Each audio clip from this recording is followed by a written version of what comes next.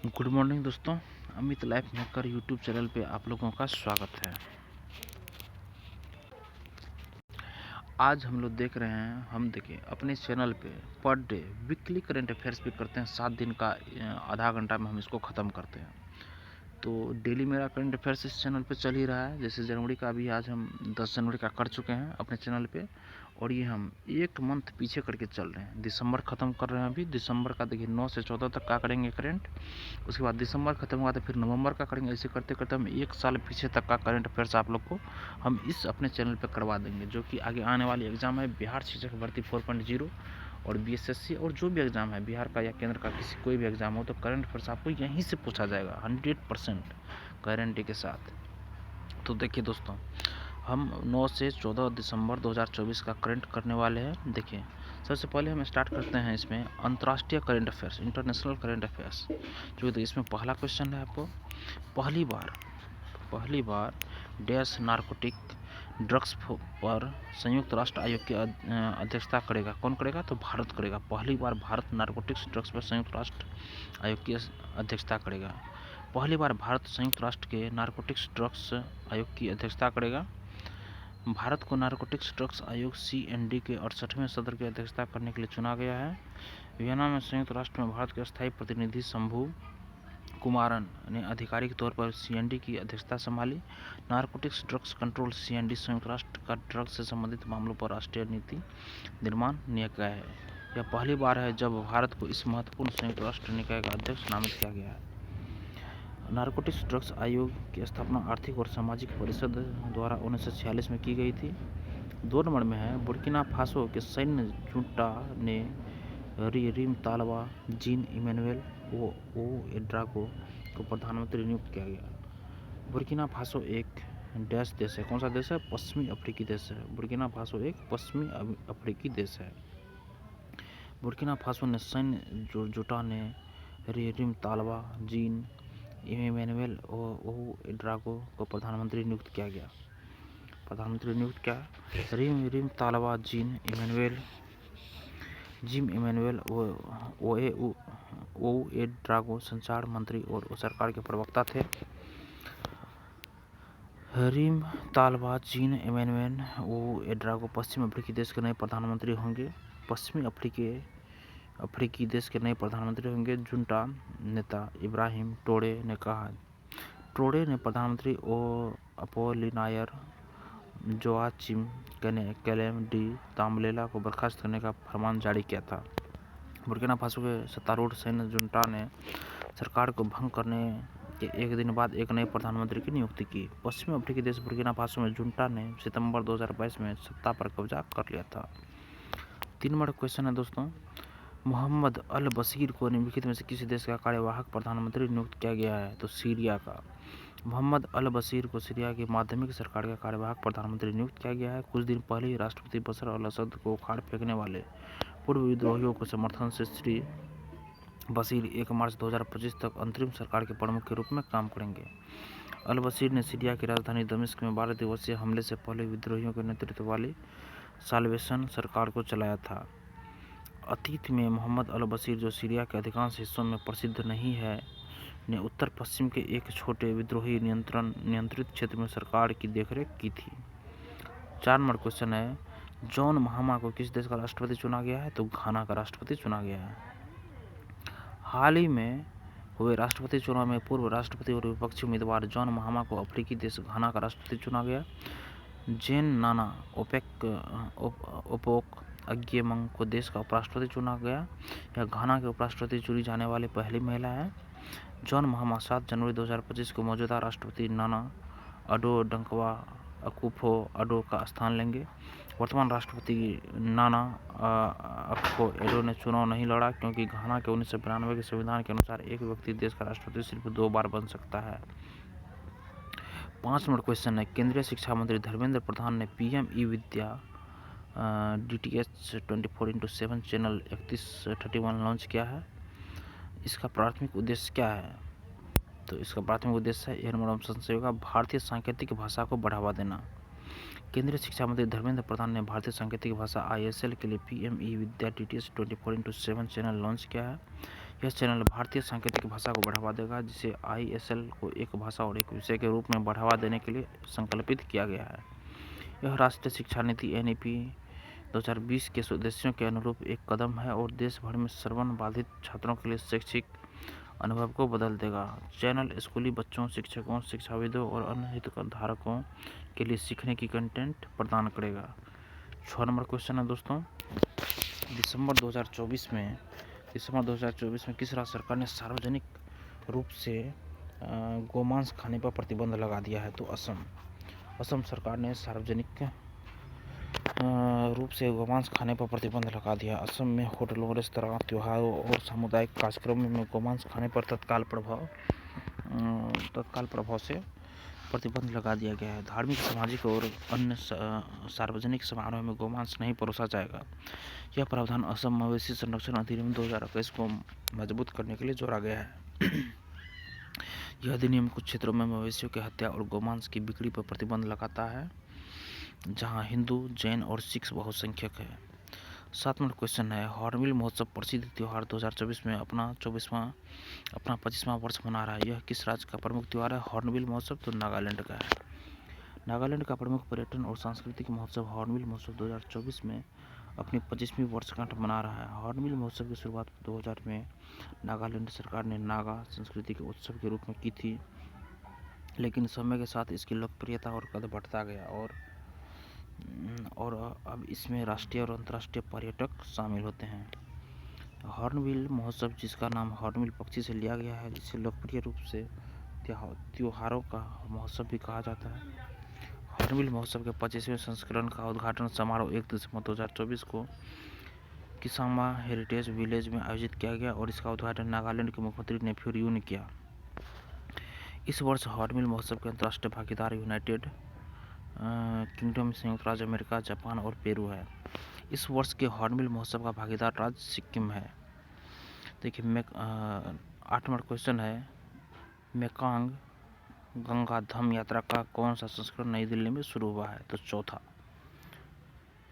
नई दिल्ली में चौथी मेकांग गंगा धम यात्रा शुरू हुई। चौथा मेकांग गंगा धम यात्रा में 20 से अधिक बौद्ध विशेषज्ञ, सेवानिवृत्त सिविल सेवक और थाईलैंड के प्रतिष्ठित निवासी दिल्ली आए। चौथी मेकांग गंगा धम यात्रा का उद्देश्य मेकांग और गंगा सभ्यताओं को आपस में जोड़ने वाले संबंधों को और गहरा करना है। देखिए, बोध गया संस्थान 980 के महासचिव डॉक्टर सुपाचाई विराफू चोंग धम यात्रा के प्रभारी हैं। ये मेकांग गंगा धम यात्रा का कौन सा संस्करण नई दिल्ली में शुरू होगा? तो चौथा। 9 नंबर क्वेश्चन है, इलेक्ट्रॉनिक्स और सूचना प्रौद्योगिकी राज्य मंत्री जितिन प्रसाद ने इंडिया इंटरनेट गवर्नेंस फोरम के किस संस्करण का उद्घाटन किया है? तो चौथा। इलेक्ट्रॉनिक्स और सूचना प्रौद्योगिकी राज्य मंत्री जितिन प्रसाद ने भारत इंटरनेट गवर्नेंस फोरम के चौथे संस्करण का उद्घाटन किया। यह कार्यक्रम डिजिटल विभाजन को पाटने और ऑनलाइन वातावरण में सुरक्षा और विश्वास बढ़ाने पर केंद्रित होगा। यह कार्यक्रम राष्ट्र निर्माण के लिए उन्नत तकनीकों का लाभ उठाने पर भी ध्यान केंद्रित करेगा। कार्यक्रम के दौरान सुरक्षित, समावेशी और नैतिक रूप से शासित इंटरनेट की आवश्यकता पर जोर दिया जाएगा। भारत इंटरनेट गवर्नेंस फोरम के चौथे संस्करण का विषय भारत के लिए इंटरनेट गवर्नेंस का नवाचार। 10 नंबर क्वेश्चन है दोस्तों, केंद्रीय गृह मंत्री अमित शाह ने हाल ही में सरदार पटेल की प्रतिमा का अनावरण कहाँ किया है? तो जोधपुर में किया है। जोधपुर में केंद्रीय गृह मंत्री अमित शाह ने हाल ही में एक विशेष समारोह के दौरान जोधपुर में सरदार वल्लभ भाई पटेल की प्रतिमा का अनावरण किया। इस अवसर पर शाह ने भारत के एकीकरण में पटेल की महत्वपूर्ण भूमिका पर जोर दिया। इस कार्यक्रम में केंद्रीय मंत्री गजेंद्र सिंह शेखावत भी मौजूद थे। सरदार वल्लभ भाई पटेल की 1100 किलोग्राम की यह प्रतिमा धातुओं से मिश्रित होकर बनी है। साथ ही 11 फीट ऊंची और 8 फीट ऊंचे स्थान पर इसे लगाया गया है। 11 नंबर क्वेश्चन है, सुप्रीम कोर्ट ने केंद्र सरकार को डैश सेना अधिकारियों को अस्थायी कमीशन देने का निर्देश दिया है। तो क्या दिया है? महिला सेना अधिकारियों को अस्थायी कमीशन देने का निर्देश दिया है। सुप्रीम कोर्ट ने केंद्र सरकार को महिला सेना अधिकारियों को अस्थायी कमीशन देने का निर्देश दिया। सुप्रीम कोर्ट ने केंद्र सरकार को महिला सेना अधिकारियों को अस्थायी कमीशन देने का निर्देश दिया है। सर्वोच्च न्यायालय ने संविधान के अनुच्छेद 142 के तहत अपनी शक्तियों का प्रयोग करते हुए एक महिला अधिकारी को अस्थायी कमीशन प्रदान किया। यह फैसला न्यायमूर्ति BR गवई और न्यायमूर्ति KV विश्वनाथन की पीठ ने सुनाया। शीर्ष अदालत ने आगरा में आर्मी डेंटल कोड में लेफ्टिनेंट कर्नल के पद पर तैनात एक महिला अधिकारी की अपील पर अपना फैसला सुनाया। 12 नंबर क्वेश्चन है, सितंबर 2025 तक एक एकीकृत अपशिष्ट प्रबंधन के लिए भारत का पहला शहर सह शिक्षण केंद्र कहाँ बनेगा? तो गोरखपुर में बनेगा। देखिए, सितंबर 2025 तक गोरखपुर में एकीकृत अपशिष्ट प्रबंधन के लिए भारत का पहला शहर सह शिक्षण केंद्र बन जाएगा। हर दिन 40 एकड़ के परिसर में 700 टन सूखे और गीले कचरे को संसाधित करके बायो सीएनजी और चारकोल बनाया जाएगा। गोरखपुर और आसपास के 8 जिलों को एक खतरनाक अपशिष्ट संयंत्र से भी सेवा मिलेगी। यह संयंत्र सहजनवा के सुथनी गांव में 40 एकड़ में फैला होगा। यह अनुमान है कि इस परियोजना से आय में वृद्धि होगी, रोजगार मिलेगा और तकनीकी विशेषज्ञता शिक्षा के केंद्र के रूप में कार्य करेगा। 13 नंबर क्वेश्चन है दोस्तों, हाल ही में चर्चा में रहा गुरुवयूर मंदिर किस राज्य में स्थित है? तो केरल में स्थित है। सुप्रीम कोर्ट हाल ही में गुरुवयूर मंदिर के प्रशासन के पक्ष में केरल उच्च न्यायालय के आदेश के खिलाफ एक याचिका पर विचार करने के लिए सहमत हुआ, जिसने भीड़ प्रबंधन के मुद्दों का हवाला देते हुए एकादशी पर उदय स्थापन पूजा के प्राचीन अनुष्ठान को बंद करने का फैसला किया था। गुरुवयूर श्री कृष्ण स्वामी मंदिर को दक्षिण का द्वारका भी कहा जाता है, जो भगवान कृष्ण को समर्पित है। यह केरल के त्रिशूर जिले के छोटे से शहर गुरुवयूर में स्थित है। उदय स्थापन पूजा का तात्पर्य सूर्योदय उदय से सूर्यास्त स्थापन तक पूरे दिन मंदिर में की जाने वाली विभिन्न पूजा अर्चनाओं से है। 14 नंबर क्वेश्चन है, पीएम मोदी ने महाकुंभ के दौरान आगंतुकों की सहायता करने के लिए डैश चैटबॉट लॉन्च किया। कौन सा क्या है? सहायक चैटबॉट लॉन्च किया है। देखिए, प्रधानमंत्री मोदी ने महाकुंभ के दौरान आगंतुकों की सहायता के लिए सहायक चैटबॉट लॉन्च किया है। चैटबॉट से कार्यक्रम को और अधिक व्यवस्थित और सुलभ बनाने की उम्मीद है। कुंभ मेले का आयोजन 13 जनवरी से 26 फरवरी 2025 तक किया जाएगा। 13 जनवरी से 26 फरवरी 2025 तक किया जाएगा।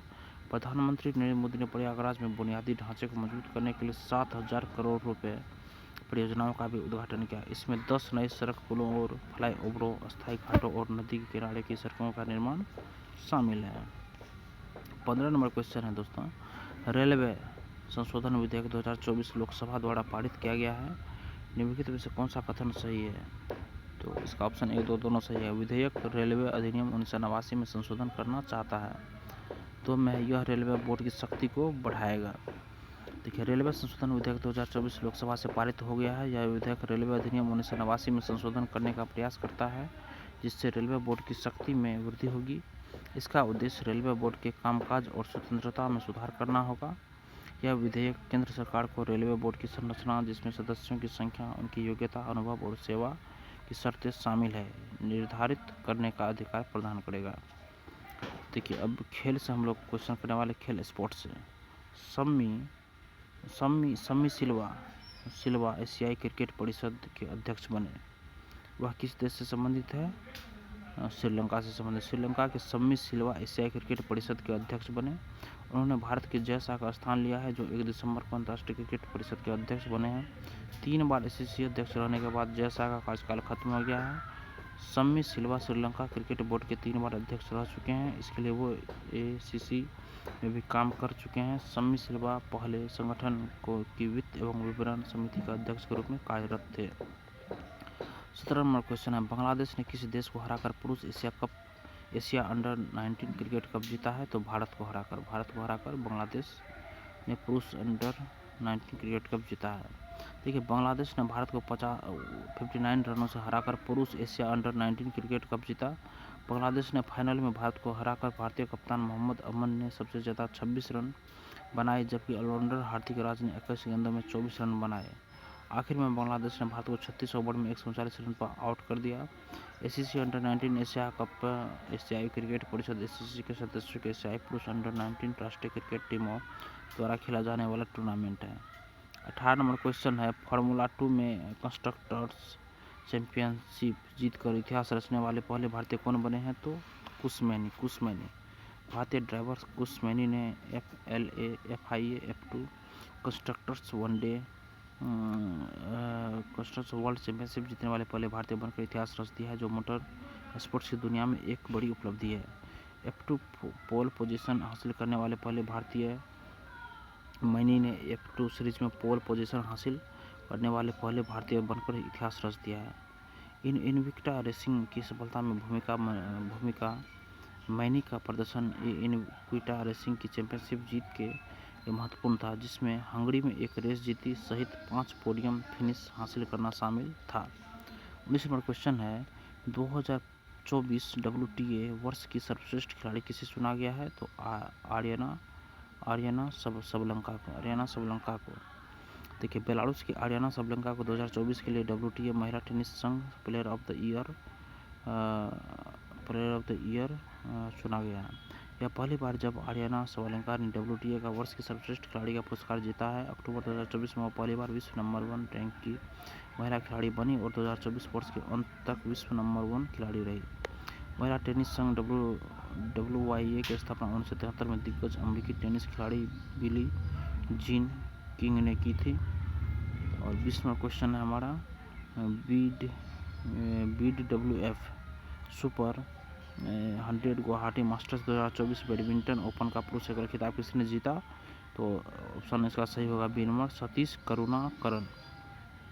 भारत के बैडमिंटन खिलाड़ी सतीश करुणाकरन ने BWF super 100 Guwahati masters 2024 badminton का पुरुषों का एकल खिताब जीता। युगल में गत चैंपियनशिप अश्विनी पोनप्पा और तनिष क्रिस्टो ने फाइनल में चीनी जोड़ी को हराकर अपने खिताब का सफलतापूर्वक बचाव किया। $1 लाख की पुरस्कार राशि वाला BWF सुपर 100 गुवाहाटी मास्टर्स 2024 3 से 8 दिसंबर 2024 तक गुवाहाटी असम में आयोजित किया गया था। यह 2023 में उद्घाटन संस्करण के बाद दूसरा BWF सुपर 100 गुवाहाटी मास्टर्स था। उसके बाद 21वां क्वेश्चन है, जनवरी 2025 में खेलो इंडिया विंटर गेम्स की मेजबानी की निम्नलिखित में से कौन करेगा? तो लद्दाख करेगा। लद्दाख जनवरी 2025 में खेलो इंडिया विंटर गेम्स की मेजबानी करेगा। लद्दाख 23 से 27 जनवरी 2025 तक स्नो इवेंट्स की मेजबानी करेगा, जबकि जम्मू और कश्मीर 22 से 25 फरवरी 2025 तक स्नो इवेंट्स की मेजबानी करेगा। विंटर गेम्स की शुरुआत खेलो इंडिया सीजन के साथ होगी, जिसमें यूथ और पैरा गेम्स अप्रैल 2025 में बिहार में आयोजित किए जाने हैं। खेलो इंडिया विंटर गेम्स 2020 में शुरू हुए थे। पहले संस्करण में 306 महिलाओं सहित लगभग 1000 एथलीटों ने भाग लिया था। उसके बाद 22 नंबर क्वेश्चन है, एक कैलेंडर वर्ष में 4 वनडे शतक जड़ने वाली पहली महिला क्रिकेटर कौन बनी है? तो स्मृति मंधाना। भारत की स्टार महिला क्रिकेटर स्मृति मंधाना ने वर्ल्ड क्रिकेट में एक और उपलब्धि हासिल करते हुए एक कैलेंडर वर्ष में 4 शतक लगाने वाली पहली महिला क्रिकेटर बन गई। विजडन के अनुसार इस उल्लेखनीय उपलब्धि ने महिलाओं के एक दिवसीय मैचों में एक कैलेंडर वर्ष में सबसे अधिक शतक बनाने का नया रिकॉर्ड बनाया है। उसके बाद महिला वनडे क्रिकेट में एक साल के अंदर 3 शतक जड़ने का कारनामा 7 खिलाड़ियों ने किया, लेकिन 4 का आंकड़ा छूने वाली मंधाना पहली खिलाड़ी है। स्मृति मंधाना ने इसी के साथ अपने वनडे करियर में 9 शतक पूरे कर लिए। वह महिला वनडे क्रिकेट के इतिहास में सबसे ज़्यादा शतक लगाने के मामले में वह चौथे नंबर पर आ गई है। स्मृति मंधाना के अलावा Nat Sciver, Brunt Charlotte Edwards और चमाड़ी अटापट्टू भी वनडे क्रिकेट में 9 शतक लगा चुकी है। वही मेग लेनिंग 15 शतक के साथ इस लिस्ट में सबसे आगे है। और 23 नंबर क्वेश्चन हमारा, एशियाई महिला हैंडबॉल चैंपियनशिप 2024 में भारत ने कौन सा स्थान हासिल किया? तो 6ठा स्थान हासिल किया। भारत की महिला हैंडबॉल टीम ने एशियाई महिला हैंडबॉल चैंपियनशिप 2024 में 6ठे स्थान पर रहकर एक महत्वपूर्ण उपलब्धि हासिल की, जो टूर्नामेंट के इतिहास में उनका अब तक का सर्वश्रेष्ठ प्रदर्शन है। टीम को 5वें 6वें स्थान के प्ले ऑफ में चीन के खिलाफ कड़ी चुनौती का सामना करना पड़ा था। चीन ने यह मैच जीत लिया था। जापान ने रोमांचक फाइनल में मौजूदा चैंपियन दक्षिण कोरिया को हराकर खिताब अपने नाम किया। मध्यांतर तक 9 से 12 से पिछड़ने के बाद जापान ने 25 से 24 से जीत दर्ज की। जापान ने दक्षिण कोरिया के लगातार 7 चैंपियनशिप जीतने के सिलसिले को तोड़ते हुए अपना दूसरा खिताब जीता। और 24 नंबर क्वेश्चन है हमारा, फीफा 2030 में पुरुष विश्व कप के शताब्दी समारोह के हिस्से के रूप में किस देशों में एक मैच आयोजित करेगा? फीफा 2023 में पुरुष विश्व कप के शताब्दी समारोह के हिस्से के रूप में ये उपरोक्त सभी में, मतलब उरुग्वे में, पराग्वे में, अर्जेंटीना, उपरोक्त सभी में। देखिए, विश्व फुटबॉल की नियामक संस्था फीफा ने सऊदी अरब को 25 में फीफा पुरुष फुटबॉल विश्व कप 2034 की मेज़बानी सौंपी है। सऊदी अरब इस फुटबॉल आयोजन की मेज़बानी करने वाला मध्य पूर्व का दूसरा देश बन जाएगा। सऊदी अरब के 5 मेज़बान शहरों रियाद, जद्दा, अल खोबर, आबा और नियोम के 15 स्टेडियमों में मैच आयोजित किए जाएंगे। 2030 विश्व कप फीफा पुरुष विश्व कप की शताब्दी का प्रतीक है, क्योंकि पहला विश्व कप 1930 में उरुग्वे में आयोजित किया गया था। इस आयोजन के मेजबान यूरोपीय देश स्पेन और पुर्तगाल तथा अफ्रीकी देश मोरक्को हैं। उरुग्वे, अर्जेंटीना और पैराग्वे शताब्दी समारोह के हिस्से के रूप में 2030 विश्व कप के एक मैच की मेजबानी करेंगे। और 25 नंबर क्वेश्चन है हमारा दोस्तों, दिसंबर 2024 में दुनिया का सबसे युवा वर्ल्ड चेस चैंपियन कौन बने हैं? तो डी कुकेश भारतीय ग्रैंड मास्टर डोम राजू गुकेश दुनिया के सबसे युवा शतरंज चैंपियन बन गए हैं। गुकेश ने सिंगापुर में FIDE विश्व शतरंज चैंपियनशिप के फाइनल और 14वें मैच में चीन के डिंग डेरियन को हराकर 18वें विश्व शतरंज चैंपियनशिप जीती। गुकेश ने गैरी कास्परोव के पिछले रिकॉर्ड को तोड़ा। गैरी कास्परोव 22 साल की उम्र में विश्व शतरंज चैंपियन बने। डी कुकेश FIDE विश्व शतरंज चैंपियन बनने वाले 18वें शतरंज खिलाड़ी हैं। वे विश्वनाथन आनंद के बाद विश्व शतरंज चैंपियन बनने वाले दूसरे भारतीय भी हैं। विश्वनाथन आनंद 2007 में विश्व शतरंज चैंपियन बनने वाले 15वें शतरंज खिलाड़ी और पहले भारतीय खिलाड़ी थे। बाद में उन्होंने 8, 10 और 2012 में यह खिताब जीता। 26 नंबर क्वेश्चन है, नवंबर 2024 के लिए ICC player of the month का अवार्ड किसे दिया गया है? तो Haris Rauf D number option सही है। देखिए, नवंबर 2024 के लिए ICC player of the month की घोषणा कर दी गई है। इस बार पाकिस्तान के हारिस रऊफ को पुरुष प्लेयर ऑफ द मंथ का अवार्ड से सम्मानित किया गया। इंग्लैंड की डैनी व्हाइटहाउस को मंथ की महिला प्लेयर का खिताब दिया गया। दोनों खिलाड़ियों ने अपने अपने प्रारूपों में असाधारण प्रदर्शन करते हुए यह पहला पुरस्कार जीता। पाकिस्तान के तेज गेंदबाज हारिस रऊफ ने ऑस्ट्रेलिया दौरे पर शानदार प्रदर्शन किया। 3 एकदिवसीय मैचों में 10 विकेट लिए और अपनी टीम को 22 वर्षों में पहली बार ऑस्ट्रेलिया में एकदिवसीय श्रृंखला में जीत दिलाई। डेनी वाइस हॉट ने इंग्लैंड को दक्षिण अफ्रीका में 3-0 की T20 सीरीज में जीत दिलाई और शीर्ष रन बनाने वाले खिलाड़ी रही। अब देखिए 4 नंबर है हम लोग का चौथा सेक्शन, विज्ञान और तकनीक मतलब साइंस एंड टेक्नोलॉजी। तो साइंस और टेक्नोलॉजी हम लोग देखते हैं दोस्तों। देखिए दोस्तों, विज्ञान और तकनीक मतलब साइंस एंड टेक्नोलॉजी क्वेश्चन देखें हम लोग। इसका है पहला क्वेश्चन है 27 नंबर क्वेश्चन, भारत ने पहला स्वदेशी एंटीबायोटिक विकसित किया। एंटीबायोटिक का नाम क्या है? तो एंटीबायोटिक बी नंबर ऑप्शन इसका सही होगा, नेफिथ्रोमाइसिन को विशिष्ट और असामान्य दोनों प्रकार के दवा प्रतिरोधी बैक्टीरिया के इलाज के लिए डिजाइन किया गया है। इसे वाकाहाट ने biotechnology industry research assistant counselling के सहयोग से विकसित किया है। यह 30 से अधिक वर्षों में वैश्विक स्तर पर पेश की जाने वाली अपनी श्रेणी की पहली दवा है। इसका मुख्य उद्देश्य समुदाय अधिग्रहित जीवाणु निमोनिया से निपटना है, जो एक घातक संक्रमण है। यह दवा वर्तमान में केंद्रीय औषधि मानक नियंत्रण संगठन से अंतिम विनिर्माण अनुमोदन की प्रतीक्षा कर रही है। 28वां क्वेश्चन है, किस IIT ने भारत का पहला हाइपरलूप ट्रेन टेस्ट ट्रैक पूरा किया है? तो IIT मद्रास ने 4 से 10 मीटर का हाइपरलूप परीक्षण ट्रैक पूरा किया है। इस परियोजना का नेतृत्व IIT मद्रास की आविष्कार हाइपरलूप टीम ने तंत्र के साथ मिलकर किया है, जो संस्थान में इनक्यूबेट किया गया एक स्टार्टअप है। हाइपरलूप की अवधारणा 2012 में एलन मस्क द्वारा दी गई थी। इस तकनीक को 2 चरणों में लागू किया जाएगा। पहला चरण में तकनीक को मान्य और प्रमाणित करने के लिए 11.5 किलोमीटर का परीक्षण ट्रैक होगा। सफल परीक्षणों के बाद दूसरे चरण में 100 किलोमीटर का हाइपरलूप ट्रेन ट्रैक बनाया जाएगा। हाइपरलूप ट्रेनों को 1100 किलोमीटर प्रति घंटा तक की गति तक पहुंचने के लिए डिजाइन किया गया है, जिसकी परिचालन गति लगभग 360 किलोमीटर प्रति घंटा है। भारत की पहली पूर्ण स्तरीय हाइपरलूप परियोजना की योजना मुंबई और पुणे के बीच बनाई गई है। 29 नंबर है, किस IIT ने WADH का ब्लूटूथ लो एनर्जी गेटवे और नोड सिस्टम लॉन्च किया है? तो IIT रोपर के आई हब AWDN ने लागत प्रभावी Bluetooth low energy gateway launch किया है। WADH के ब्लूटूथ लो एनर्जी गेटवे और नोड सिस्टम को IIT रोपर ने national mission on interdisciplinary cyber physical system के तहत 110 करोड़ रुपए के वित्त पोषण के साथ विकसित किया है। यह अपनी तरह का पहला लागत प्रभावी सिस्टम है जो ब्लूटूथ सक्षम सेंसर को क्लाउड प्लेटफॉर्म से जोड़ता है। यह निर्बाध डेटा ट्रांसमिशन, रियल टाइम पर्यावरण निगरानी और विभिन्न क्षेत्रों में उन्नत विश्लेषण को सक्षम करेगा। अब देखिए श्रद्धांजलियाँ मतलब ऑबिटुअरीज श्रद्धांजलियाँ में। 30 नंबर क्वेश्चन है, पूर्व डैश मुख्यमंत्री और केंद्रीय मंत्री एस.एम. कृष्णा का 92 वर्ष की आयु में निधन हो गया। तो कर्नाटक के पूर्व मुख्यमंत्री थे, इनका निधन हो गया। कर्नाटक के पूर्व मुख्यमंत्री और केंद्रीय मंत्री एस.एम. कृष्णा का 92 वर्ष की आयु में निधन हो गया। वे 11 अक्टूबर 1999 से 20 मई 2004 तक कर्नाटक के मुख्यमंत्री रहे। वे 6 दिसंबर 2004 से 8 मार्च 2008 तक महाराष्ट्र के राज्यपाल रहे। टेनिस के प्रति अपने प्रेम के लिए जाने जाने वाले कृष्णा को पुरुषों के कपड़े डिजाइन करना और पढ़ना पसंद था।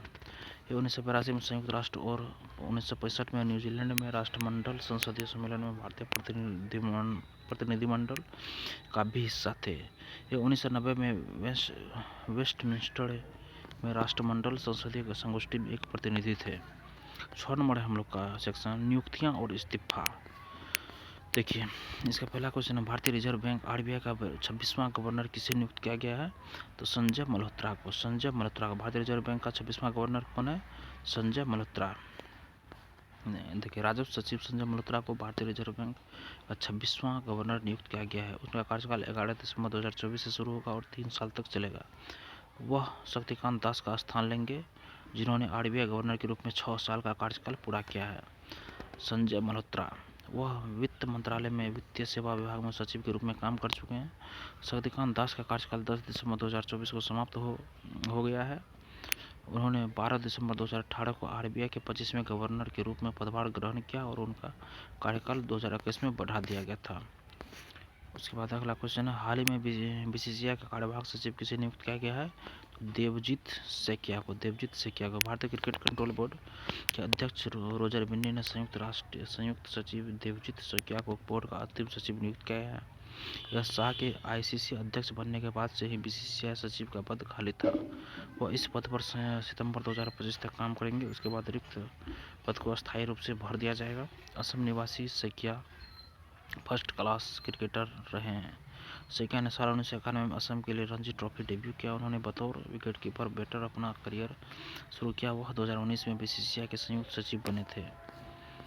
अब है महत्वपूर्ण दिन, मतलब 33 नंबर क्वेश्चन हम लोग का, भारत हर साल भारतीय सशस्त्र बलों की वीरता, बलिदान और समर्पण का सम्मान करने के लिए सशस्त्र सेना झंडा दिवस कब मनाता है? तो 7 दिसंबर को मनाता है। तो भारत हर साल 7 दिसंबर को भारतीय सशस्त्र बलों की वीरता, बलिदान और समर्पण का सम्मान करने के लिए सशस्त्र सेना झंडा दिवस मनाता है।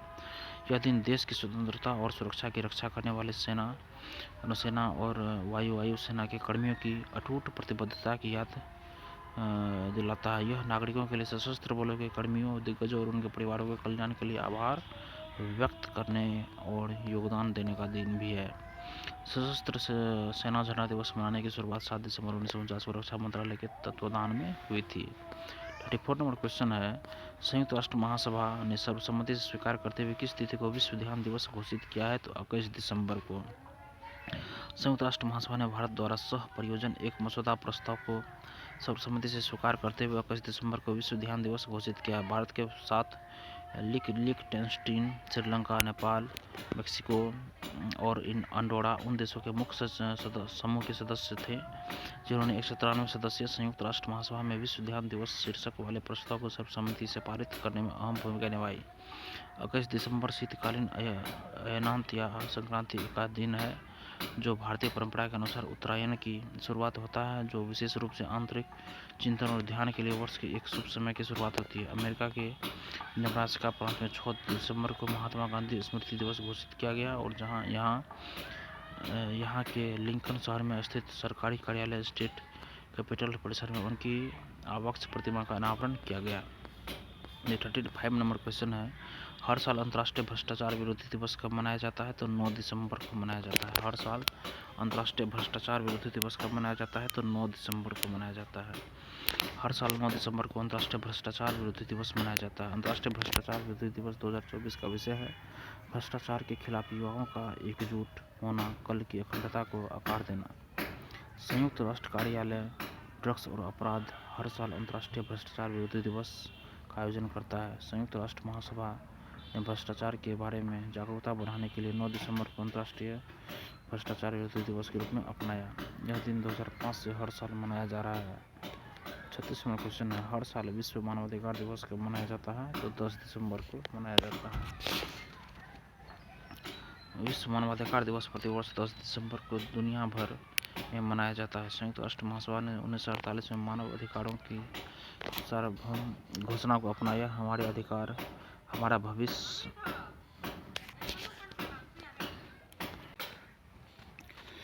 ये हो गया। भेदभाव के बिना हर जगह प्रत्येक व्यक्ति के अधिकार की गारंटी देता है मानवाधिकार दिवस।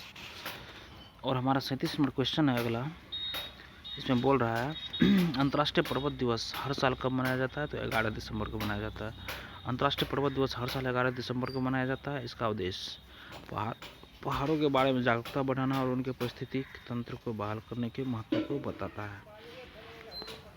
बताना है। संयुक्त राष्ट्र के अनुसार पहाड़ दुनिया के लगभग आधे जैव विविधता हॉटस्पॉट और सभी प्रमुख जैव विविधता क्षेत्रों के 30% की मेजबानी करते हैं। इस वर्ष की थीम एक अस्थायी भविष्य के लिए पर्वत समाधान, नवाचार, अनुकूलन और युवा है। इसकी स्थापना संयुक्त राष्ट्र यूएन द्वारा 2003 में पहाड़ों में सतत विकास और जीवन के लिए पहाड़ों के महत्व के बारे में जागरूकता बढ़ाने के लिए की गई है। 38वां क्वेश्चन है, राजस्थान सरकार प्रतिवर्ष किस तिथि प्रवासी राजधानी दिवस मनाएगी? तो 10 दिसंबर को। राजस्थान सरकार हर साल 10 दिसंबर को प्रवासी राजधानी दिवस के रूप में मनाएगी। जयपुर में चल रहे rising Rajasthan global investment summit के दूसरे दिन प्रवासी राजस्थानी कॉन्क्लेव में मुख्यमंत्री भजन लाल शर्मा ने यह घोषणा की। सरकार ने हर साल प्रवासी राजधानी सम्मान देने का भी फैसला किया। प्रवासी कॉन्क्लेव के अलावा समिट में 7 सेक्टर विशिष्ट सत्र और 5 देश सत्र आयोजित किए गए। कृषि व्यवसाय पर सत्र को केंद्रीय कृषि मंत्री शिवराज सिंह चौहान ने संबोधित किया। उसके बाद 39वां क्वेश्चन है, यूनिसेफ स्थापना दिवस हर साल कब मनाया जाता है? तो 11 दिसंबर को मनाया जाता है। यूनिसेफ स्थापना दिवस संयुक्त राष्ट्र अंतर्राष्ट्रीय बाल आपातकालीन कोष की स्थापना की वर्षगांठ के रूप में मनाया जाता है।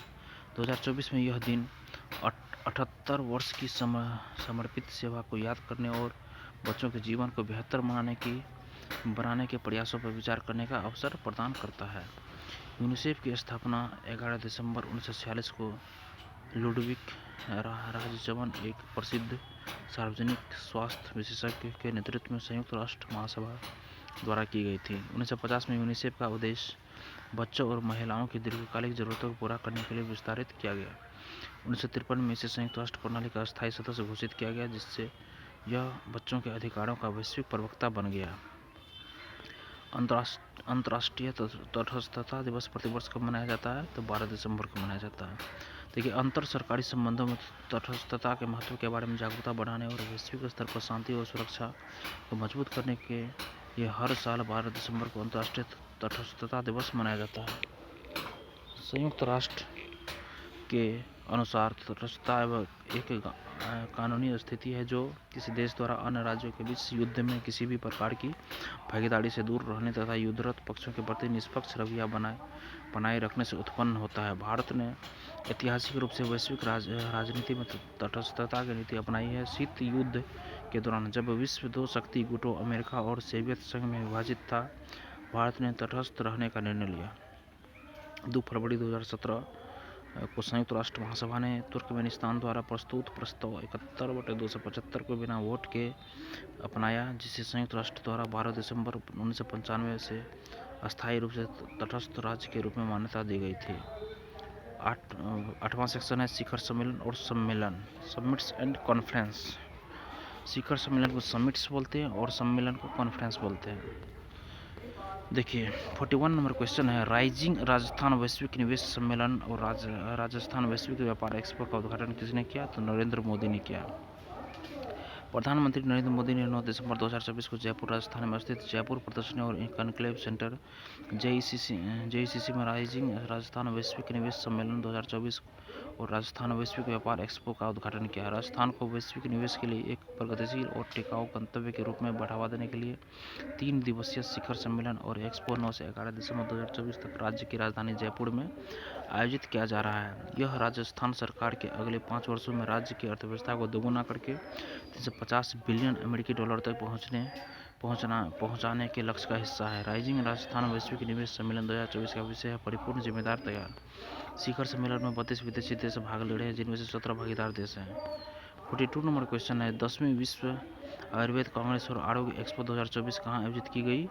तो देहरादून उत्तराखंड में आयोजित की गई। देखिए, उत्तराखंड के मुख्यमंत्री पुष्कर सिंह धामी ने 12 दिसंबर 2024 को देहरादून में 10वें विश्व आयुर्वेद कांग्रेस और आरोग्य एक्सपो 2024 का उद्घाटन किया।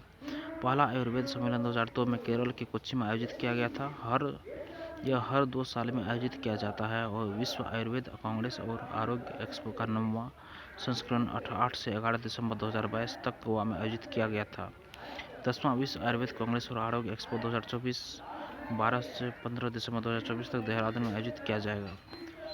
विश्व आयुर्वेद कांग्रेस और आरोग्य एक्सपो 2024 का आयोजन केंद्रीय आयुष मंत्रालय और विश्व आयुर्वेद फाउंडेशन द्वारा किया जा रहा है। 10वें विश्व आयुर्वेद कांग्रेस और आरोग्य एक्सपो 2024 का विषय डिजिटल स्वास्थ्य एक आयुर्वेद परिप्रेक्ष्य है। 43 नंबर क्वेश्चन है पहला भारत समुद्री विरासत सम्मेलन 2024 कहाँ आयोजित किया गया था? तो नई दिल्ली में आयोजित किया गया था। पहला भारत समुद्री विरासत सम्मेलन 2024 कहाँ आयोजित किया गया था? तो नई दिल्ली में आयोजित किया गया था। 2 दिवसीय पहला भारतीय समुद्री विरासत सम्मेलन 2024 12 दिसंबर 2024 को नई दिल्ली में संपन्न हुआ। सम्मेलन में हड़प्पा काल से भारत की समृद्ध समुद्री विरासत पर प्रकाश डाला गया। सम्मेलन में केंद्र सरकार के प्रमुख मंत्री, समुद्री विशेषज्ञ, उद्योग जगत के नेता और भारत और विदेश विचारकों और अन्य लोग एक साथ आए। भारत की समुद्री विरासत पर प्रकाश डालने के अलावा सम्मेलन में रोजगार के अवसर पैदा करने और भारत को वैश्विक केंद्र तथा अग्रणी समुद्री देश बनाने के लिए भारत में समुद्री क्षेत्र के विकास पर भी विचार विमर्श किया गया। सम्मेलन में 4 राज्य सरकारों गुजरात, गोवा, बिहार और अरुणाचल प्रदेश ने भी भाग लिया। केंद्रीय बंदरगाह, जहाजरानी और जलमार्ग मंत्री ने भारत समुद्री विरासत सम्मेलन 2024 का आयोजन किया।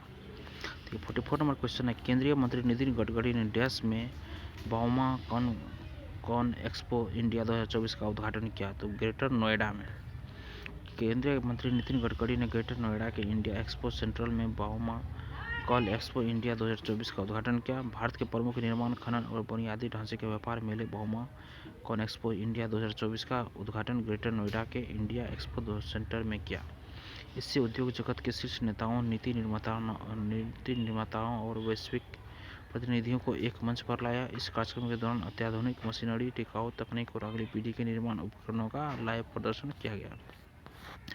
45 नंबर क्वेश्चन है भारत थाईलैंड रक्षा वार्ता का कौन सा संस्करण नई दिल्ली में आयोजित हुआ? तो 9वां संस्करण नई दिल्ली में आयोजित हुआ भारत थाईलैंड का रक्षा वार्ता। नई दिल्ली में 9वीं भारत थाईलैंड रक्षा वार्ता आयोजित की गई। इसकी सह अध्यक्षता अंतर्राष्ट्रीय सहयोग के संयुक्त सचिव अमिताभ प्रसाद और थाईलैंड के रक्षा उप स्थायी सचिव जनरल थरापोंग मलवम द्वारा की गई। दोनों पक्षों ने रक्षा उद्योग के क्षेत्रों में सहयोग को प्रभावी ढंग से संचालित करने और निगरानी करने के लिए एक संयुक्त कार्य समूह की स्थापना पर भी सहमति व्यक्त की। दोनों पक्षों ने भारतीय और थाई सशस्त्र बलों के बीच विषय वस्तु विशेषज्ञों का आदान प्रदान करने पर भी सहमति व्यक्त की। 9वां सेक्शन है पुरस्कार और मान्यता, अवार्ड्स एंड रिकॉग्निशन। देखिए, एशिया प्रशांत मंच पर सामाजिक सुरक्षा अच्छे व्यवहार के लिए किस देश को पुरस्कार मिला? तो भारत को पुरस्कार मिला। भारत को एशिया प्रशांत फोरम में सामाजिक सुरक्षा के अच्छे अभ्यासों के लिए पुरस्कार मिला। सऊदी अरब के रियाद में भारत को एशिया और प्रशांत क्षेत्र के लिए 2024 का अच्छा अभ्यास पुरस्कार प्रदान किया गया। भारत को अपने कार्यबल को सामाजिक सुरक्षा प्रदान करने में अच्छे अभ्यासों को अपनाने के लिए पुरस्कार मिले। कर्मचारी भविष्य निधि संगठन EPFO को संचार चैनलों की योग्यता के 5 प्रमाण पत्र मिले। 47 नंबर क्वेश्चन है किस भारतीय संरक्षण परियोजना ने सांस्कृतिक विरासत संरक्षण के लिए 2024 यूनेस्को एशिया प्रशांत पुरस्कारों का विशिष्टता पुरस्कार जीता है? तो ऑप्शन नंबर 20 का सही है अवध सहायेश्वर मंदिर संरक्षण परियोजना। 2 भारतीय विरासत संरक्षण परियोजना तमिलनाडु के थुकाची में स्थित अवधसहायेश्वर मंदिर संरक्षण परियोजना और मुंबई महाराष्ट्र में स्थित BJPCI संरक्षण परियोजना ने सांस्कृतिक विरासत संरक्षण के लिए यूनेस्को के एशिया प्रशांत पुरस्कार 2024 जीते हैं। ये 2 विरासत संरक्षण परियोजनाएं एशिया प्रशांत क्षेत्र की उन 8 परियोजनाओं में से थी जिन्होंने सांस्कृतिक विरासत संरक्षण के लिए 2024 यूनेस्को एशिया प्रशांत पुरस्कार जीते। यूनेस्को संयुक्त राष्ट्र शैक्षिक, वैज्ञानिक और सांस्कृतिक संगठन ने 6 दिसंबर 2024 को बैंकॉक, थाईलैंड में अपने क्षेत्रीय कार्यालय में पुरस्कार विजेताओं की घोषणा की। अवध सहायेश्वर मंदिर संरक्षण परियोजना को विशिष्ट पुरस्कार श्रेणी में पुरस्कार जीता। BJPCI sir Byramjee Jeejeebhoy Parsi charitable institution संरक्षण परियोजना ने योग्यता पुरस्कार मेरिट अवार्ड जीता। सांस्कृतिक विरासत संरक्षण के लिए यूनेस्को एशिया प्रशांत पुरस्कार की स्थापना यूनेस्को द्वारा वर्ष 2000 में की गई थी। और अगला क्वेश्चन हम लोग का शांति निरस्त्रीकरण और विकास के लिए इंदिरा गांधी पुरस्कार 2024 से किसे सम्मानित किया गया? तो ऑप्शन नंबर इसका बी सही होगा, वेरोनिका मिशेल बेचेलेट जेरिया। ऑप्शन इसका देखिए बी सही है, वेरोनिका मिशेल बेचेलेट जेरिया। 2024 का इंदिरा गांधी शांति निरस्त्रीकरण और विकास पुरस्कार चिली की पूर्व राष्ट्रपति वेरोनिका मिशेल। यह निर्णय पूर्व राष्ट्रीय सुरक्षा सलाहकार और पूर्व विदेश सचिव शिवशंकर मेनन की अध्यक्षता वाली जोड़ी द्वारा किया गया। वह मानवाधिकार, शांति और समानता के लिए दुनिया की सबसे प्रमुख आवाज़ों में से एक है। संयुक्त राष्ट्र महिला की संस्थापक निदेशक, मानवाधिकार के लिए संयुक्त राष्ट्र उच्चायुक्त और चिली के राष्ट्रपति के रूप में अपनी विभिन्न भूमिकाओं में उन्होंने देश और दुनिया भर में लैंगिक समानता और आबादी के सबसे कमज़ोर वर्गों के अधिकारों की वकालत की है। 1886 में स्थापित यह पुरस्कार इंदिरा गांधी मेमोरियल ट्रस्ट द्वारा व्यक्तियों का संगठन को प्रतिवर्ष दिया जाता है। 49 नंबर क्वेश्चन है, डैश ने All We Imagine as Light के लिए गोल्डन ग्लोब नामांकन के साथ इतिहास रच दिया? तो पायल कपाड़िया ने All We Imagine as Light के लिए गोल्डन ग्लोब नामांकन के साथ इतिहास रच दिया। फिल्म निर्माता पायल कपाड़िया ने एक ऐतिहासिक उपलब्धि हासिल की क्योंकि वह अपनी film All We Imagine as Light के लिए 82वें गोल्डन ग्लोब अवार्ड्स में सर्वश्रेष्ठ निर्देशक मोशन पिक्चर श्रेणी के लिए नामांकित होने वाली पहली भारतीय निर्देशक बन गई है। फिल्म को सर्वश्रेष्ठ मोशन पिक्चर गैर अंग्रेजी भाषा श्रेणी में भी नामांकित किया गया है, जिससे प्रतिष्ठित समारोह में 2 नामांकन हो गए हैं। 82वें गोल्डन ग्लोब अवार्ड्स में 6 जनवरी 2025 को फिल्म और टेलीविज़न में उत्कृष्टता को मान्यता दी जाएगी। 50 नंबर क्वेश्चन है, मलयालम सिनेमा में आजीवन योगदान के लिए जेसी डेनियल पुरस्कार 2023 के लिए किसे चुना गया है? तो साजी एन करून को। देखिए, अनुभवी फिल्म निर्माता साजी एन करून को मलयालम सिनेमा में आजीवन योगदान के लिए जेसी डेनियल पुरस्कार 2023 के लिए चुना गया। राज्य सरकार द्वारा स्थापित सर्वोच्च फिल्म पुरस्कार जेसी डेनियल पुरस्कार में 5 लाख रुपए की राशि, एक प्रशस्ति पत्र और एक प्रतिमा प्रदान की जाती है। उनकी फिल्में पृथ्वी, जो विश्व भर में लगभग 70 समारोहों में प्रदर्शित की गई, शाम जो कान समारोह में पाल्मे डिओर पुरस्कार के लिए नामांकित हुई, तथा वानप्रस्थम जो कान समारोह में प्रदर्शित हुई, के साथ अंतर्राष्ट्रीय क्षेत्र में मलयालम सिनेमा की महिमा को प्रदर्शित करने में सक्षम हुए। उन्हें केंद्र द्वारा पद्मश्री और फ्रांसीसी सम्मान the order of the arts and let's say भी सम्मानित किया गया है। 51 नंबर क्वेश्चन है, राष्ट्रपति ने डैश पुरस्कार विजेताओं को राष्ट्रीय पंचायत पुरस्कार प्रदान किया है? तो 45 पुरस्कार विजेताओं को राष्ट्रीय पंचायत पुरस्कार प्रदान किया है। देखिए, भारत की राष्ट्रपति श्रीमती द्रौपदी मुर्मू द्वारा राष्ट्रीय पंचायत पुरस्कार 2024 प्रदान किए गए। 11 दिसंबर को राष्ट्रीय पंचायत पुरस्कार सम्मान समारोह 2024 प्लेनरी हॉल, विज्ञान भवन, नई दिल्ली में आयोजित किया गया। इसका आयोजन पंचायती राज मंत्रालय द्वारा किया गया था। इस प्रतिष्ठित समारोह के दौरान राष्ट्रपति ने विभिन्न श्रेणियों में चुने गए 45 पुरस्कार विजेताओं को राष्ट्रीय पंचायत पुरस्कार प्रदान किए, जिसमें सतत और समावेशी विकास के क्षेत्रों में उनके अनुकरणीय योगदान को मान्यता दी गई। माननीय केंद्रीय पंचायती राज मंत्री श्री राजीव रंजन सिंह द्वारा पुरस्कार विजेता पंचायतों के कार्यों पर सर्वोत्तम अभ्यास नामक पुस्तिका का विमोचन किया है। देखिए, अगला क्वेश्चन है 52 नंबर, किस भारतीय ने 2024 संयुक्त राष्ट्र पर्यावरण कार्यक्रम UNEP के पृथ्वी चैंपियन पुरस्कार के लाइफ टाइम अचीवमेंट श्रेणी का पुरस्कार जीता है? तो माधव गाडगिल। अनुभवी भारतीय पारिस्थितिकीविद माधव गाडगिल को प्रतिष्ठित 2024 संयुक्त राष्ट्र पर्यावरण कार्यक्रम UNEP के पृथ्वी चैंपियन पुरस्कार सम्मानित होने वाले 6 व्यक्तियों संस्थानों में से एक के रूप में चुना गया। माधव गाडगिल के साथ साथ ब्राजील की सोनिया गुआजारा, चीन की लू क्यू, अमेरिका की एमी बावर्स कोडगिल, रोमानिया के ग्रेबियल पान और मिस्र के पर्यावरण संगठन सेकेम को इस वर्ष विभिन्न श्रेणियों में पृथ्वी चैंपियन पुरस्कार के लिए चुना गया है। पृथ्वी चैंपियन पुरस्कार को संयुक्त राष्ट्र का सर्वोच्च पर्यावरण सम्मान माना जाता है। संयुक्त राष्ट्र पर्यावरण पुरस्कार UNEP ने 2005 में पृथ्वी चैंपियन पुरस्कार की शुरुआत की थी। 53 नंबर क्वेश्चन है, राष्ट्रपति द्रौपदी मुर्मू ने किस देश के सेना प्रमुख को भारतीय सेना के जनरल की मानद रैंक से सम्मानित किया है? तो नेपाल। राष्ट्रपति द्रौपदी मुर्मू ने नेपाल सेना प्रमुख अशोक राज सिंघडेल को मानद जनरल रैंक प्रदान किया। अशोक राज सिंघडेल को उनके सैन्य कौशल और भारत के साथ नेपाल के लंबे मैत्रीपूर्ण सहयोग को बढ़ावा देने में योगदान के लिए पुरस्कार मिला है। देखिए 1950 से नेपाल और भारत के सेना प्रमुखों को मानद जनरल की उपाधि प्रदान करने की परंपरा रही। उन्होंने पुणे में रक्षा उद्योग और देहरादून में भारतीय सेना अकादमी का भी दौरा किया। नेपाली सेना प्रमुख अशोक राज गिडगेल ने 11 से 14 सिंघडेल ने 11 से 14 दिसंबर तक भारत में है। 54 नंबर क्वेश्चन है, यूबीएस रिपोर्ट के अनुसार भारत के अरबपतियों की संख्या कहाँ तक पहुँच गई? 185 तक पहुँच गई है। यूबीएस की रिपोर्ट के मुताबिक भारत में अरबपतियों की संख्या 185 तक पहुँच गई है और भारत के अरबपतियों की संख्या में भारी वृद्धि देखी गई और भारत वैश्विक अरबपति गिनती सूची में तीसरे स्थान पर पहुँच गया है। भारत सिर्फ चीन और अमेरिका से पीछे है।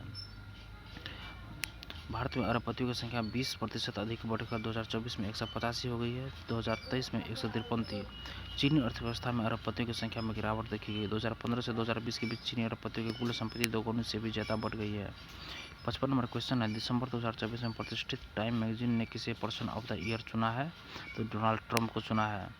अमेरिका के नवनिर्वाचित राष्ट्रपति डोनाल्ड ट्रंप को टाइम पत्रिका द्वारा 2024 के लिए person of the year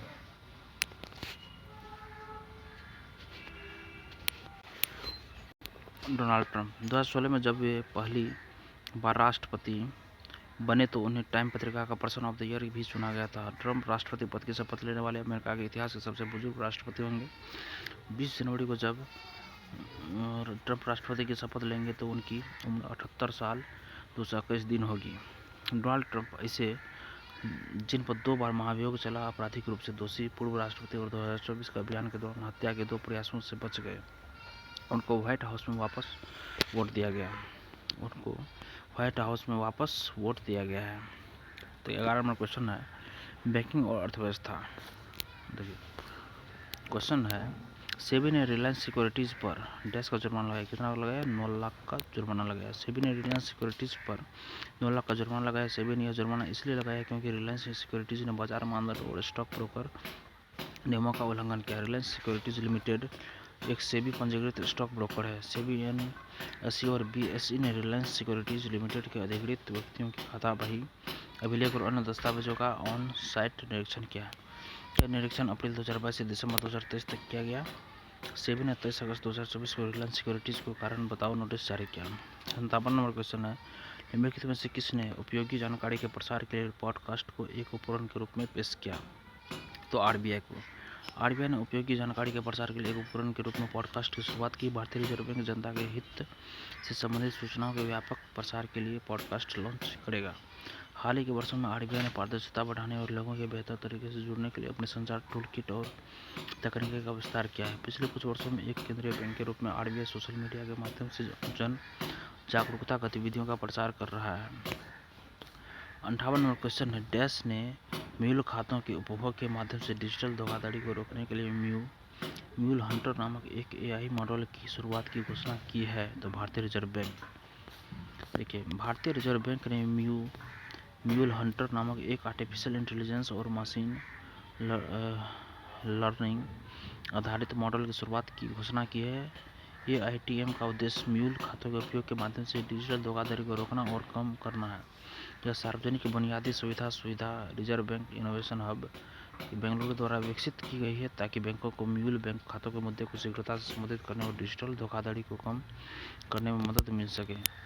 mule Hunter मूल रूप से एक बुनियादी ढांचा स्तर का सेटअप है जो सभी बैंकों और अन्य सभी भुगतान प्रणाली ऑपरेटरों के डेटाबेस का उपयोग करेगा। 59 नंबर क्वेश्चन है, सरकार ने पीएमजीएवाई को डैश तक बढ़ाने का फैसला लिया है। कब तक? वित्त वर्ष 2028 से 29 तक बढ़ाने का फैसला लिया है। ये सरकार ने वित्त वर्ष 28 से 29 तक पीएमवाईजी को बढ़ाने का फैसला लिया है। 2016 में ग्रामीण परिवारों को बुनियादी सुविधाओं के साथ पक्के घर उपलब्ध कराने के लिए प्रधानमंत्री आवास योजना ग्रामीण पीएमवाई शुरू की गई थी। इस योजना का मुख्य उद्देश्य 2028 से 29 तक अतिरिक्त 2 करोड़ से अधिक घरों का निर्माण करना है। यह पहल ग्रामीण क्षेत्रों में सभी के लिए आवास प्राप्त करने के लिए सरकार की प्रतिबद्धता को दर्शाती है। पात्र परिवारों की पहचान करने के लिए 17 सितंबर को आवास प्लस 2024 मोबाइल ऐप भी लॉन्च किया गया। देखिए अगला सेक्शन है, केंद्र और राज्य सरकार की योजनाएं और समितियां। 60 नंबर क्वेश्चन है, केंद्रीय स्वास्थ्य मंत्री जेपी नड्डा 7 दिसंबर 2024 को 100 दिवसीय सघन टीबी अभियान किस राज्य में शुरू किया? तो हरियाणा में। देश भर में तपेदिक टीबी की घटनाओं पर मृत्यु दर की चुनौतियों से निपटने के लिए 100 दिवसीय सघन अभियान की शुरुआत केंद्रीय स्वास्थ्य और परिवार कल्याण मंत्री जगत प्रसाद नड्डा ने 7 दिसंबर को हरियाणा के पंचकुला में की। इस पहल को 13 राज्यों और केंद्र शासित प्रदेशों के 347 जिलों में लागू किया जाएगा। यह प्रधानमंत्री नरेंद्र मोदी द्वारा 2018 दिल्ली एंड टीबी समिट में रखे हुए गए टीबी मुक्त भारत के विजन के अनुरूप है।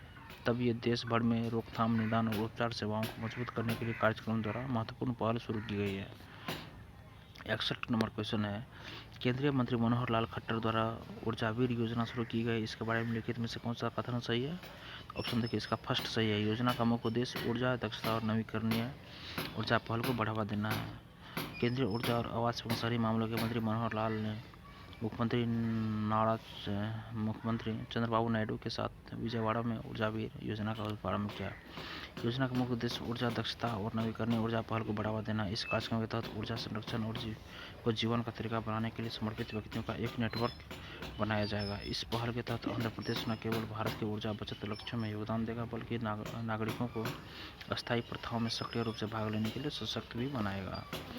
अगला क्वेश्चन है, दिसंबर 2024 में किस राज्य सरकार ने कारीगरों और शिल्पकारों को सशक्त बनाने के लिए एक कलेगनार हस्तशिल्प योजना शुरू की है? तो तमिलनाडु ने कारीगरों और शिल्पकारों को सशक्त बनाने के लिए कलेगनार हस्तशिल्प योजना शुरू की है। यह योजना 25 व्यापार और शिल्पों में लगे सभी वर्गों के लोगों को लाभ पहुंचाने के लिए शुरू की गई है। मौजूदा व्यापार के विस्तार के लिए समर्थन, कौशल और उद्यम विकास को बढ़ावा देगा। कारीगरों को 25% अधिकतम 50,000 रुपये की सब्सिडी सहित 3 लाख रुपये का क्रेडिट समर्थन मिलेगा। इस योजना के तहत लाभार्थियों को 5% ब्याज अनुदान दिया जाता है। 63 नंबर क्वेश्चन है, 9 दिसंबर को प्रधानमंत्री मोदी ने 18 से 70 वर्ष की आयु की महिलाओं को सशक्त बनाने के लिए डैश की बीमा सखी योजना का शुभारंभ किया। तो LIC। देखिए, 18 से 70 वर्ष की आयु की महिलाओं को सशक्त बनाने के लिए प्रधानमंत्री मोदी द्वारा बीमा सखी योजना शुरू की। 9 दिसंबर को LIC की बीमा सखी योजना का शुभारंभ हुआ और हरियाणा के पानीपत में महाराणा प्रताप बागवानी विश्वविद्यालय के मुख्य परिसर की आधारशिला प्रधानमंत्री नरेंद्र मोदी द्वारा रखी गई। तो मुख्य परिसर और क्षेत्रीय अनुसंधान केंद्र 495 एकड़ में फैले होंगे और 700 करोड़ रुपये से अधिक की लागत से स्थापित किए जाएंगे। विश्वविद्यालय में स्नातक और स्नातकोत्तर अध्ययन के लिए एक बागवानी कॉलेज और 10 बागवानी विषयों को कवर करने वाले 5 स्कूल होंगे। LIC पूरी तरह से भारत सरकार के स्वामित्व में है और इसका मुख्यालय मुंबई में है। इसकी स्थापना 1 सितंबर 1956 को हुई थी। 64 नंबर क्वेश्चन है, किस राज्य सरकार ने इंदिरा गांधी सुख शिक्षा योजना शुरू की है? तो हिमाचल प्रदेश के मुख्यमंत्री सुखविंदर सिंह सुक्खू ने अपनी सरकार के 2 साल पूरे होने के उपलक्ष्य में राज्य में 6 कल्याणकारी योजनाओं की शुरुआत की। बिलासपुर में आयोजित 6 समारोह में मुख्यमंत्री ने राज्य सरकार द्वारा शुरू की गई योजनाओं के लाभार्थियों को वित्तीय सहायता की वितरित की है। देखिए, इंदिरा गांधी सुख शिक्षा योजना कहाँ शुरुआत की गई? हिमाचल प्रदेश में। मुख्यमंत्री ने हिम भोग आटा का शुभारंभ किया। यह आटा राज्य के किसानों द्वारा प्राकृतिक खेती के माध्यम से उगाए गए मक्के से बनाया जाता है। इंदिरा गांधी सुख शिक्षा योजना का उद्देश्य बाल शोषण को रोकना है। लक्ष्य विधवाओं, निराश्रित महिलाओं, तलाकशुदा महिलाओं और विकलांगता माता पिता के 23,000 बच्चों को कवर करना है। 65 नंबर क्वेश्चन है, दिल्ली सरकार द्वारा मुख्यमंत्री महिला सम्मान योजना शुरू की गई। इस योजना के तहत दिल्ली में महिलाओं को कितना रुपये का मासिक सहायता दिया जाएगा? तो 1,000 रुपये का। दिल्ली सरकार द्वारा मुख्यमंत्री महिला सम्मान योजना शुरू की गई। इस योजना के तहत दिल्ली में महिलाओं को 1,000 की मासिक सहायता दी जाएगी। चुनाव के बाद यह राशि बढ़ाकर 2100 कर दी जाएगी। इस योजना की घोषणा 2024-25 के बजट में 2,000 करोड़ के आवंटन के साथ की गई थी। इससे शहर की 67 लाख महिला मतदाताओं में से लगभग 38 लाख महिलाओं को लाभ मिलने की उम्मीद है। 66 नंबर क्वेश्चन है, रक्षा करंट अफेयर्स से, रक्षा मंत्री ने रूस में डैश की कमीशन किया। क्या कमीशन किया? INS तुसिल। देखिए, रक्षा मंत्री राजनाथ सिंह रूस के कालिनिनग्राद में यंत्र शिपयार्ड में बहु भूमिका वाले stealth guided missile frigate INS तुसिल को कमीशन किया। रक्षा मंत्री राजनाथ सिंह रूस की 3 दिवसीय यात्रा पर हैं। वे और उनके रूसी समकक्ष आंद्रे बेलोसेव सैन्य और सैन्य तकनीकी सहयोग व भारत रूस अंतर सरकारी आयोग की 21वीं बैठक की सह अध्यक्षता करेंगे। दोनों नेता सैन्य से सैन्य और औद्योगिक सहयोग सहित रक्षा के क्षेत्र में दोनों देशों के बीच बहुआयामी संबंधों की पूरी श्रृंखला की समीक्षा करेंगे। 14 नंबर क्वेश्चन है, 14 सेक्शन है, समझौता और समझौता ज्ञापन। देखिए, 67 नंबर क्वेश्चन में 4 दिसंबर को तेलंगाना सरकार ने हैदराबाद में भारत का पहला गूगल सेफ्टी इंजीनियरिंग सेंटर स्थापित करने के लिए किस कंपनी के साथ रणनीतिक समझौता पर हस्ताक्षर किया है? तो गूगल। देखिए, हैदराबाद में सुरक्षा इंजीनियरिंग केंद्र स्थापित करने के लिए गूगल द्वारा एक समझौते पर हस्ताक्षर किए। 4 दिसंबर को तेलंगाना सरकार ने हैदराबाद में भारत के पहले गूगल सुरक्षा इंजीनियरिंग केंद्र JIC की स्थापना के लिए गूगल के साथ एक रणनीतिक समझौता पर हस्ताक्षर किया। हैदराबाद में GSEC टोक्यो के बाद एशिया प्रशांत क्षेत्र में अपनी तरह का पहला और विश्व में 5वां होगा, जिसके साथ डबलिन, म्यूनिख और मलागा में भी ऐसी सुविधाएं होंगी। GSEC एक विशेष अंतर्राष्ट्रीय साइबर सुरक्षा केंद्र है जो भारतीय संदर्भ में उन्नत सुरक्षा और ऑनलाइन सुरक्षा उत्पादों के विकसित करने में महत्वपूर्ण भूमिका निभाएगा। 68 नंबर क्वेश्चन है, निम्नलिखित में से किस देश ने दिसंबर 2024 में त्वरित प्रभाव परियोजना QIP को पूरा करने के लिए एक व्यापक समझौते पर हस्ताक्षर किया है? तो निकारागुआ और भारत। देखिए, निकारागुआ और भारत ने त्वरित प्रभाव परियोजना QIP को पूरा करने के लिए एक व्यापक समझौते पर हस्ताक्षर किए। पनामा, निकारागुआ और कोस्टारिका में भारतीय राजदूत सुमित सेठ और निकारागुआ के विदेश मंत्री वाल्ट्रेक जेन्सेके ने देश की राजधानी मनागुआ में इस समझौते पर हस्ताक्षर किए। समझौता ज्ञापन का लक्ष्य निकारागुआ के स्थानीय समुदायों को ठोस लाभ पहुंचाना है। यह सामाजिक अवसंरचना जिसमें स्वास्थ्य सेवा, शिक्षा और स्वच्छता शामिल है, साथ साथ भौतिक अवसंरचना जिसमें सामुदायिक केंद्र और सड़कें शामिल है, सहित महत्वपूर्ण क्षेत्रों पर ध्यान केंद्रित करेगा। 69 नंबर क्वेश्चन है, उद्योग एवं आंतरिक व्यापार संवर्धन विभाग DPIIT ने भारतीय स्टार्टअप में निवेश करने और उन्हें सलाह देने के लिए डैश के साथ एक समझौता ज्ञापन पर हस्ताक्षर किया है? तो फ्लिपकार्ट के साथ। देखिए, उद्योग और आंतरिक व्यापार संवर्धन विभाग और फ्लिपकार्ट ने एक समझौता ज्ञापन पर हस्ताक्षर किया है। DPIIT ने भारतीय स्टार्टअप में निवेश करने और उन्हें सलाह देने के लिए समझौता ज्ञापन पर हस्ताक्षर किए। DPIIT और फ्लिपकार्ट के बीच साझेदारी का उद्देश्य उद्यमियों और नवोन्मेषकों के विकास को प्रोत्साहित करना। यह साझेदारी इसके $100 मिलियन फंड के साथ फ्लिपकार्ट लीप एंड वेंचर्स पहल के हिस्से के रूप में मौजूदा प्रयासों को आगे बढ़ाती है।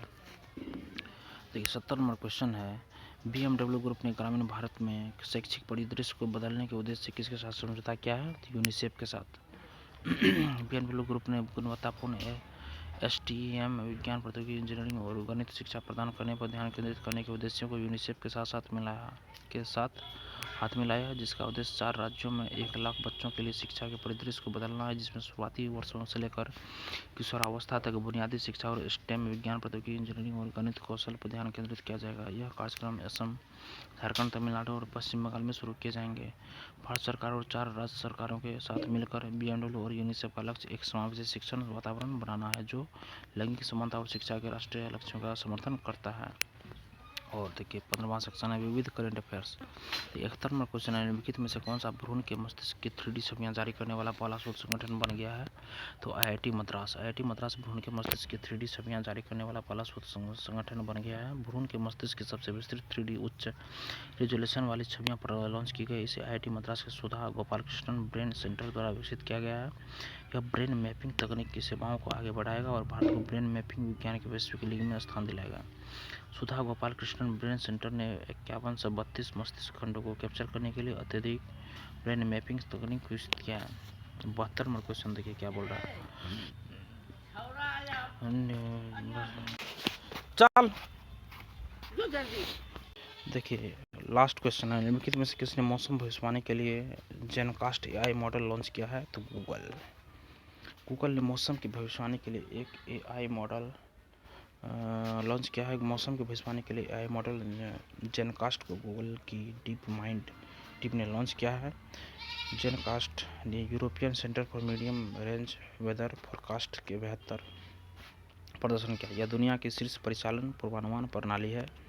जेनकास्ट AI आधारित मौसम पूर्वानुमान में एक महत्वपूर्ण प्रगति को दर्शाता है। जेनकास्ट पूर्वानुमान में 50 या उससे अधिक पूर्वानुमान शामिल है।